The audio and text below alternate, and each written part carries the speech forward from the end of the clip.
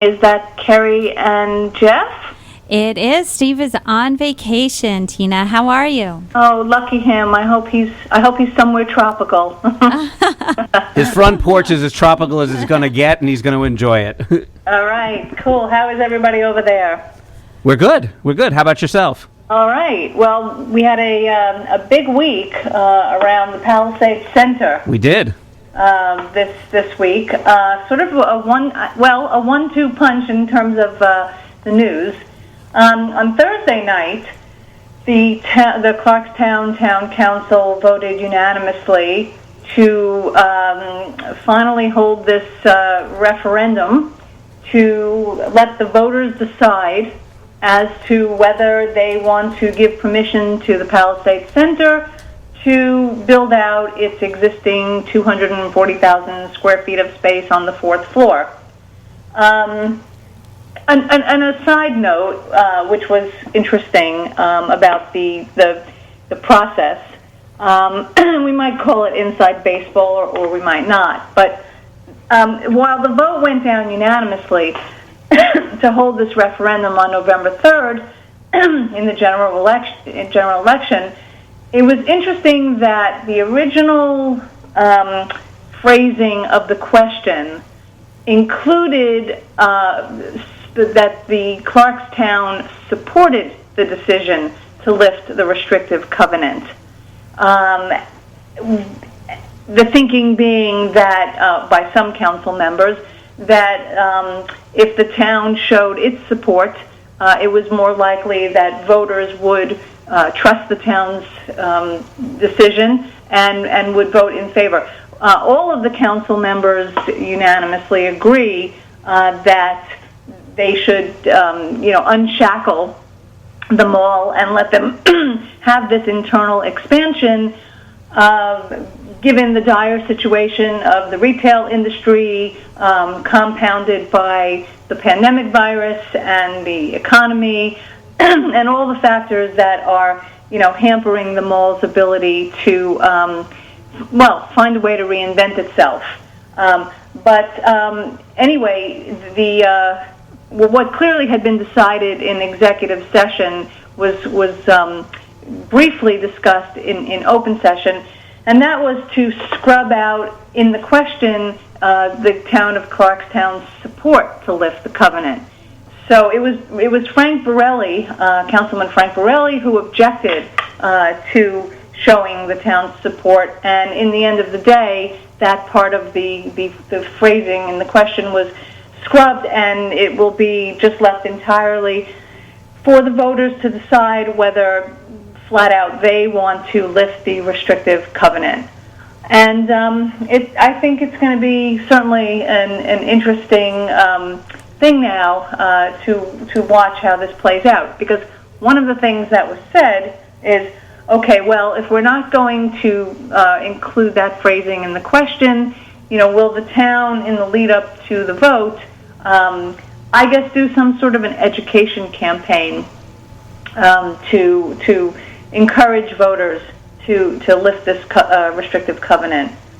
So that was that was Thursday. And then on Friday, I was completely expecting this, and I was completely expecting that I would be writing this story at 7 p.m. Because the owner of the mall on Friday at what must have been pretty much the final hour, the 11th hour, they filed a petition for a tax certiorari in Rockland County Supreme Court. That came on the heels of being denied by the Clarkstown Board of Assessment, a grievance that they filed back in May, seeking for a reduction of the full market value of nearly $466 million to about half, to $230 million. And I was looking down at all of the tax certs that were filed this week, because this was the deadline. Friday was the deadline, and given the economy, it's not a surprise.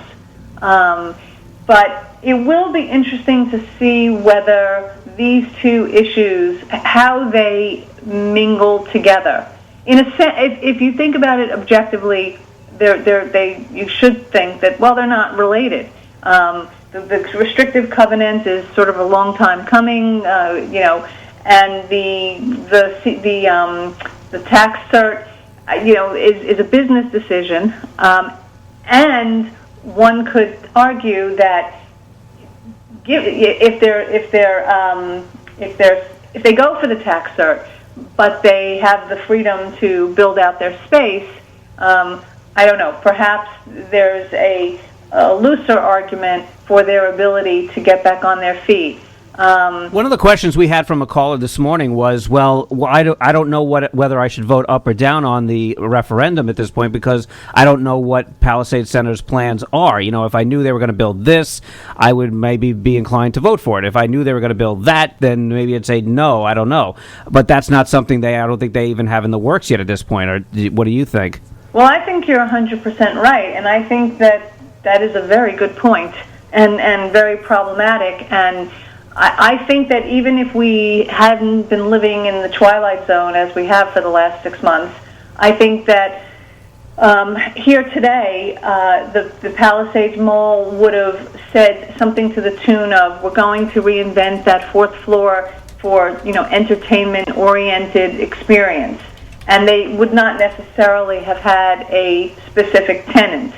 And that Band-Aid or silver bullet to save malls, it doesn't track now because the entertainment industry or the the experiential industry is in a sense the most challenged right now. I mean, movie theaters are still not open, bowling alleys are still not open, concerts, concert venues. So the idea that they even 4-6 months ago, I don't think that they had a specific target to fill that space.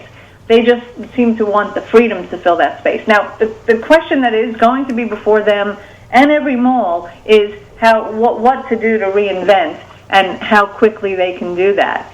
And so this is the thing: is that even if the covenant is lifted, there's going to be a long road forward if the mall pivots and does anything other than what it is zoned to do. Meaning, let's say it tries to move in the direction of senior housing or hotel or convention or multifamily or any of those other things that are just generically floated to save malls these days. Well, they're going to have to come back to the planning board, and they're going to have to, go through those processes. So the voters will absolutely not know, certainly by November, what their plans are. And anything that they say that they are would be very, I just think, aspirational. I have heard through a source that's been keeping Rockland County Business Journal in the loop that there might be some sort of a retail operation slated for some of that space. And let's just say it's not much different than what's already in the mall. But again, this is all, speculative, and clearly the mall is going to be dealing with, pretty incredible vacancy and a struggle to figure out how to go forward. So, the thing is that, I think that like every other property owner, they probably really are poised to have some sort of a reduction on their taxes. So it's all just very, very murky. But it is clear that we're voting in November on this once and for all, and it will be interesting to see, whether there are campaigns, whether this goes down quietly, not goes down, but it moves along until the vote is there.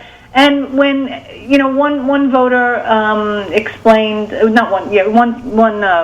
somebody at the town hall meeting on the phone, said that one of the concerns is to make the distinction that the mall is not trying to increase its footprint; it's just trying to build out unused space that already exists. And in the world of people short attention spans, that's a message that whether it's the mall or whether it's the town, I guess really needs to be broadcast, so that at least people understand what they're voting for one way or the other. But there should be a big turnout given the importance of this election. Tina? Yes. Oh, you actually have a couple of callers on the line. I guess you hit a hot topic, and we only have a couple of minutes. I'm just reminding everybody because we do have Listen Up Rockland this morning. Good morning. You're on with Tina. Oh, good morning, Tina. My name is Lori, and I live in Congers. I enjoy your show every week. It's always very, very informative. Oh, thank you. You're very welcome. You've hit upon a subject that has been a thorn in my side since the mall was built. They illegally built the 4th floor. And I was curious as to why, at that time, when it was discovered, all of a sudden, they've got an extra 4th floor. Oops, we made a mistake. Why it was not torn down, and they weren't fined, and whatever they say now, can we really trust what they're saying? Or is it going to be another surprise at the end? It's sort of like, how when you live next door to somebody who you just really can't stand them, but at least you know what to expect. The dog is going to go out in the yard and do its business, or the kids might be noisy at 6 o'clock, but they're going to go in for supper. And then you just, over time, you become, you inure to them, you become accustomed to them, and then one day they put up a for sale sign. And you don't know whether you're relieved or whether you're nervous, because at least it's kind of the devil you know is better than the devil you don't know sort of thing. We know the Palisades Center. We have enough experience here. We're already in bed with them.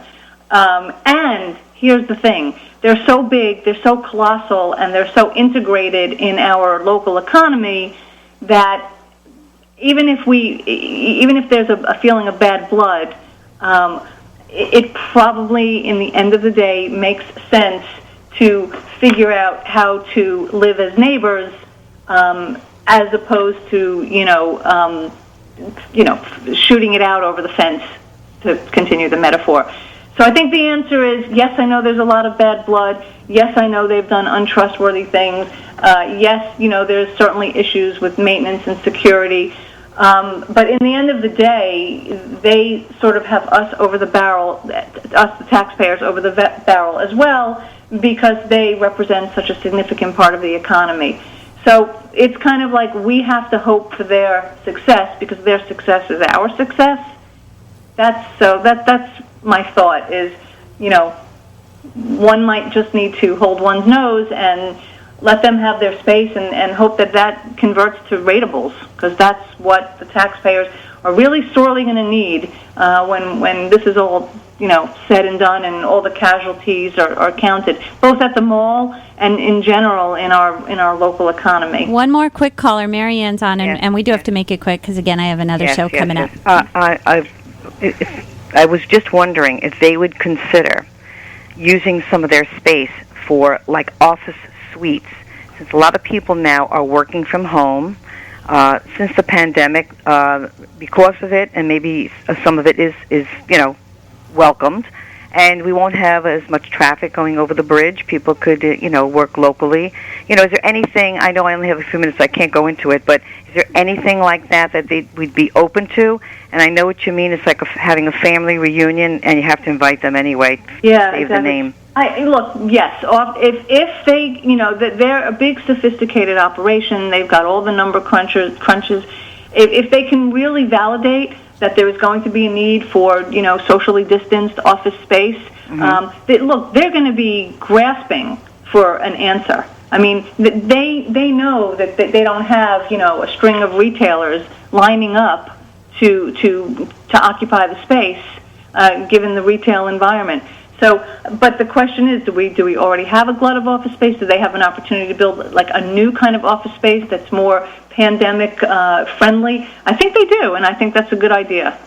Well, thank you, Tina. We are out of time. Obviously, that topic stirred a lot of interest here on WRCR.com, and so if anyone wants to read the articles themselves, they can go to rcbizjournal.com. Thank you, Jeff. Take Thanks.